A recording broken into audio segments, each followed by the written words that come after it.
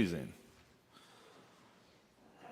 So today is our second sermon in stewardship around the idea of connect, and we're talking about creation. How do we connect with creation? How does the offerings of stewardship we have, what's God's call for us to care for this broader creation? And I want to talk about these two passages first. My sermon today will be a little bit different, more kind of a teaching sermon, I guess. If you're not big into those kinds, but I may rock you a little bit today, and I'm going to try to be gentle, because what I will get to later may be something new you haven't heard, and we're going to deconstruct something, and then we're going to start to work on reconstructing it, and it will be all explained why. But in this passage, in Psalms 24, it's pretty explicit what is God's. The Lord and all the earth is everything in it is God's. The world, everything that lives in it. I think sometimes we think creation is just the grass, the mountains, the air, the land. No, like your creation. Animals are creation. Everything is creation. And God is the owner of it all, the creator of it all. And then Genesis 2:15. What is our role in this? And this is from the NRSV UE. So the passage that we read earlier, there's three translations I'm going to hit you with today. That was the NRSV. This is the NRSV UE, which stands for Updated Edition. It just got updated last year. And then we all have an NIV one. Oh my gosh, translations. Ugh. But the thing that it says is that man is placed in the garden to till and keep it. That's what we're to do. Now, man means everybody, not just man, but we're going to talk about that because it's been misused and it's done harm to creation and all of creation. But everything's God's, and we're to till and keep the land. It's pretty explicit, and there are other passages to support this. Now, in Psalm 24, it goes on to say, he has founded it on the seas and established it on the rivers. Those are symbolic of the chaos that God has put into order, right? There's this chaos in the oceans and the seas and the lakes. And imagine people in that day and time.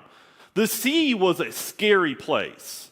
Imagine being on your little boat in the year, 100 BCE. And a shark or a whale comes up out of the water. It would freak you out. It freaks us out. And we have bigger ships. And we're safer. And what do they say? Like, we know more about space than our oceans, the depths of our oceans. Like, we still don't know that much. I mean, the oceans are vast. And people in that day and age had no idea the vastness and how big the world was and the ocean was. So it was always seen as this very chaotic thing that held these big sea monsters and all these crazy wild creatures. It was a scary, scary place to be. Right? You have currents. They're violent. You can't always see them. I love going to the ocean. That's my happy place. Love going to the ocean. You got to be careful of riptides. You got to pay attention to your flags. Like, you can easily get swept out to sea. If anybody's been out there swimming, I love to swim in the ocean. I'll go way out. And all of a sudden, I'm like swimming back. I'm like, whoa, let's going that way. But you just get kind of drugged this way. And you just kind of learn, like, oh man, you don't even realize. It's dangerous. Out of all the things God has created, the thing we probably have the most respect for, in my opinion, is water. You've got to respect the power of the water. But it's also this thing that gives life to all. Because those currents are valuable, right? It moves sea life through so they can migrate and reproduce. So creation can continue. But we can also see storms such as hurricanes that we see lately have done tremendous devastation. The shifting of plates in our Earth's crust create massive tsunamis. And we have no power against it. None, do we? We build stuff in the way. I had a scientist, a guy who worked for National Weather Association, whatever it's called, and church I was at. And I was like, Mike, you being a scientist, like, how do you kind of like deal with faith and science? He's like, it's not God's fault we put our houses in the way. My God, that's a good point. There's such beauty being on the oceanfront property. But man, we are powerless against the forces of it. But it's also a lot of fun, right? But you got to be careful. You go down the Salt River, right? You got to be careful going down the Salt River, right? This is a picture from Salt River. You don't want to get caught up in that, rocks and all that. But I tell you what, it's a lot of fun when you hop on the tubes. That was the first thing I did when I came here. Hopped on the tube with some friends, and thank God for that current, 4 hours out there, just hanging out, having a cold one, floating down the river, getting a nice sunburn. It was great. It can be a lot of fun if you respect it. And there's so much beauty. I mean, look at that. That's beautiful. It's a beautiful creation. So even in the midst of this chaos, God has created an order, and it's very delicate. Think about yourself. Our bodies fight to live every single day. It is hard to kill us. It is easy to kill us. Right? Like, we're delicate, we're fragile at times, but we are also incredibly resilient and strong. It's this weird thing that God has. Nature and creation is the same way. It's powerful, but boy, it doesn't take much or doesn't take long to mess it up, does it? It doesn't take much to pollute it, to ruin the beauty of it. And if we think about how we care for creation, and we see our role in it, we can see how at times we can help creation to thrive, or we can help creation to not thrive. Climate change is real. It is a speeding up, though, right now, of a natural order. One that we as human beings over the last 100 years have absolutely sped up. We have started to destroy in a very short period of time the beauty of what God has allowed to live for thousands of years. And it's time for us to be the caretakers, to be the people that get to work the land and care for the land the way God commands us as Christians. Now, in Genesis, I want to get back to this. In Genesis, here's some different translations. In Genesis, it says that man, or mankind, the earlier translation said man, NIV says mankind, and NRSV says humans. Oh my gosh. Which one is it? Now, humans is the better translation. However, a lot of people for a long time translated as man. That man gets dominion over, or mankind gets to rule over the land, the fish, the birds.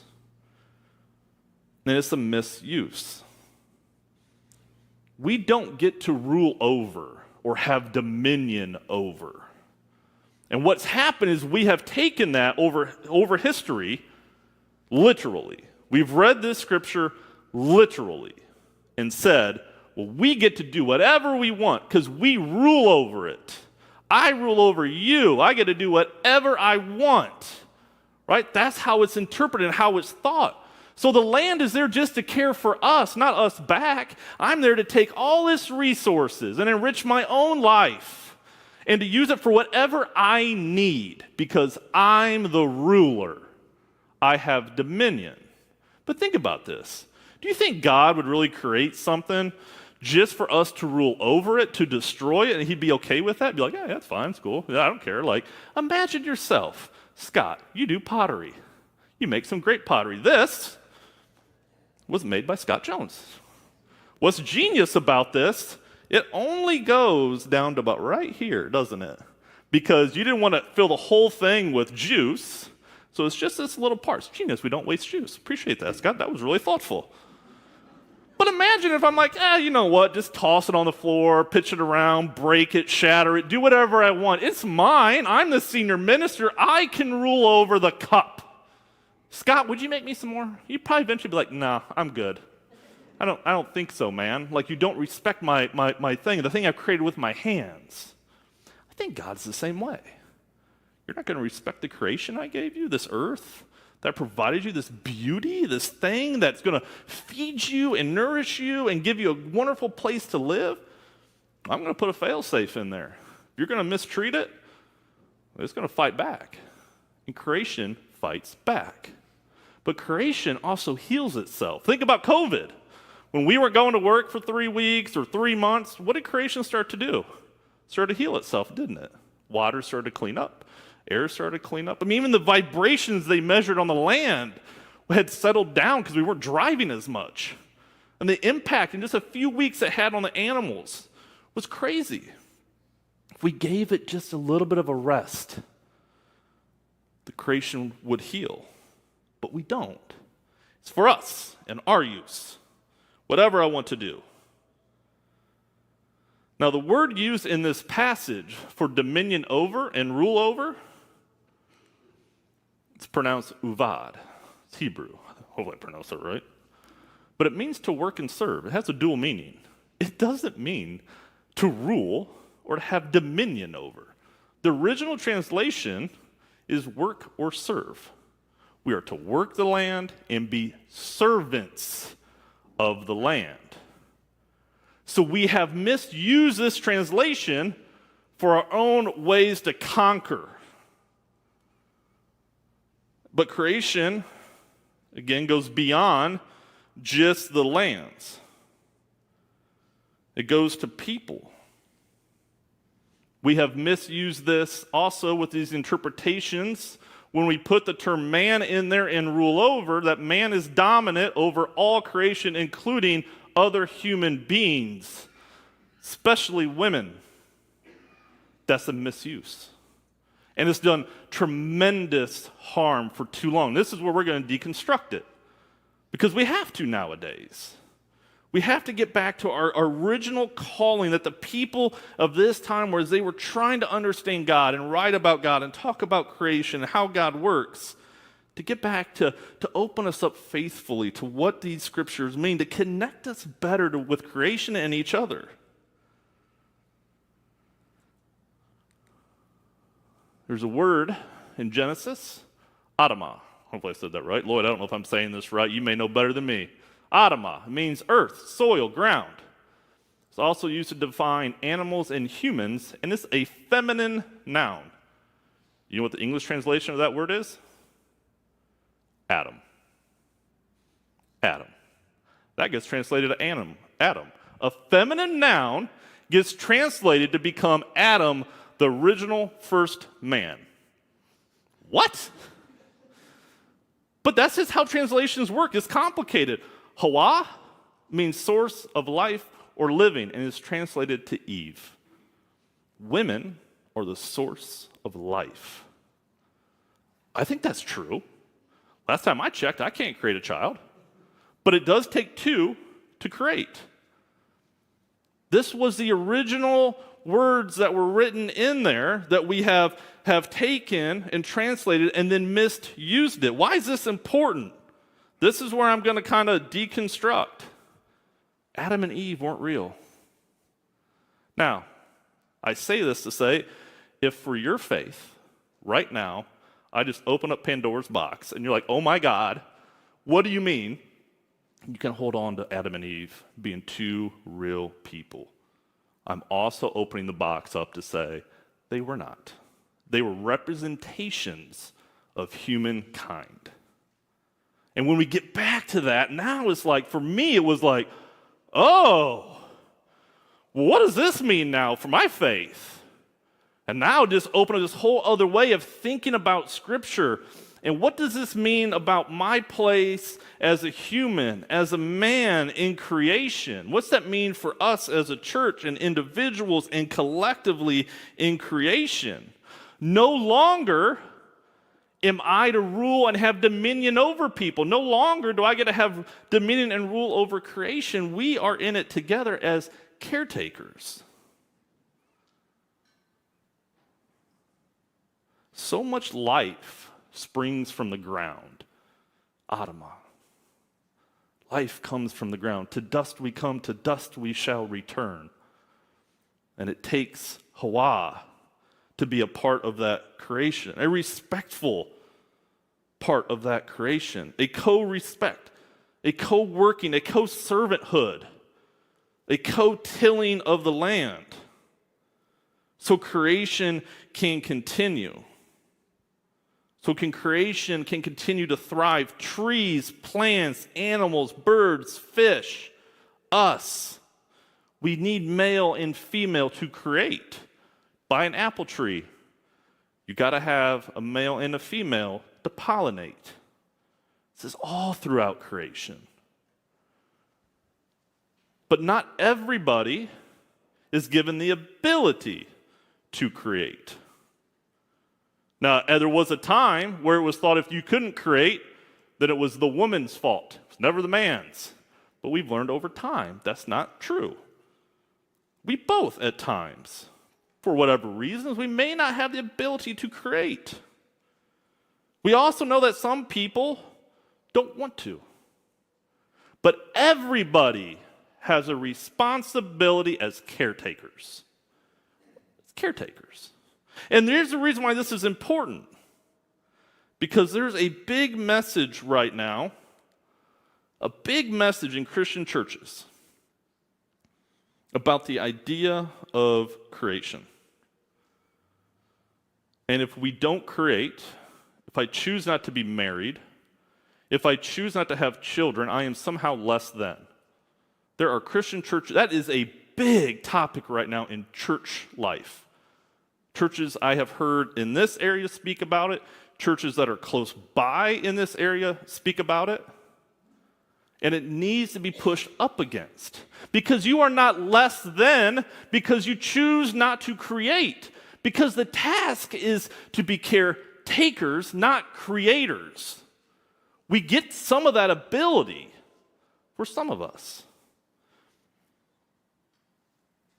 So that's the mission and the call. You are valued fully as you are, as that role as a caretaker. So what does this mean for us as a church?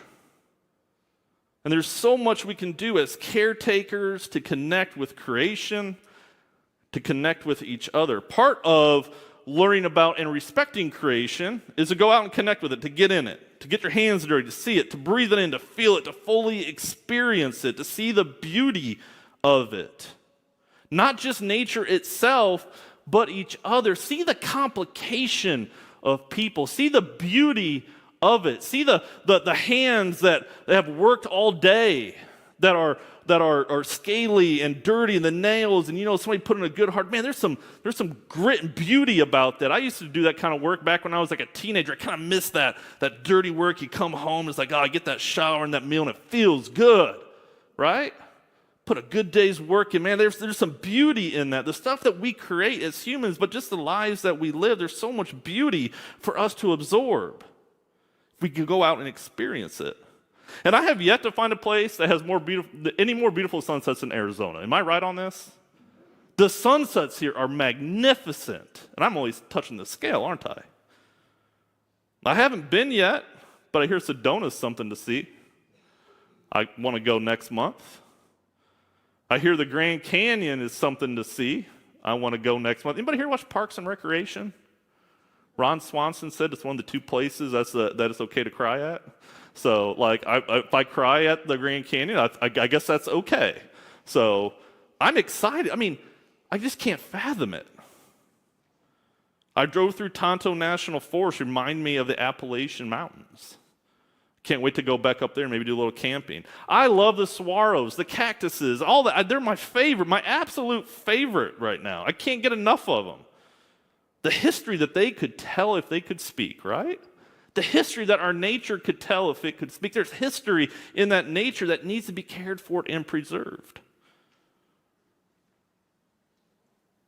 People here love to go out and explore and experience nature. When it comes to people, we can support each other. And that comes in all forms, whether it's caring for those that are older or whether older individuals mentor younger individuals. There's a responsibility, a caretaking of that creation that we have.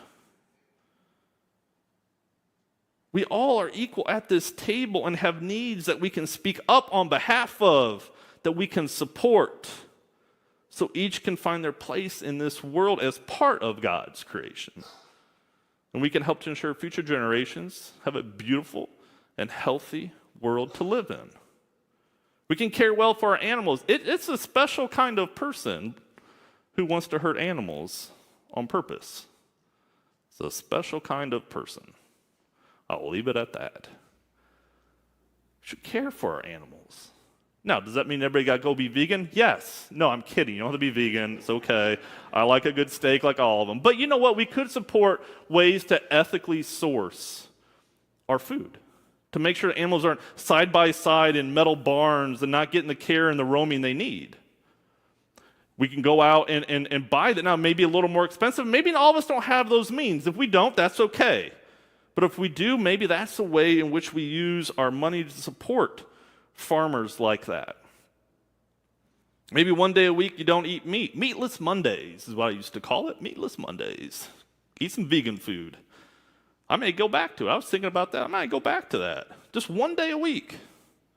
Get more fruits and veggies in your diet. When it comes to things that we can do better for creation, we can hold the biggest polluters accountable for the harm they do. They are the number one polluters, not individuals, but corporations are the biggest contributors to pollution and climate change. We can support initiatives to ensure that companies are not dumping harmful chemicals, spewing pollutants in the air, and that they obtain materials they need in ethical ways. I worked for a steel company that would bury their chemicals in the ground in northern Indiana, illegal to avoid fines. Absolutely. I used to put a hazmat suit on and spray out these bins. My suit would bubble because it would start to melt from the chemicals they put in the ground that would then go into our water. Yeah, they need to pay a fine and quit doing it. But at that time, I'm like, whatever.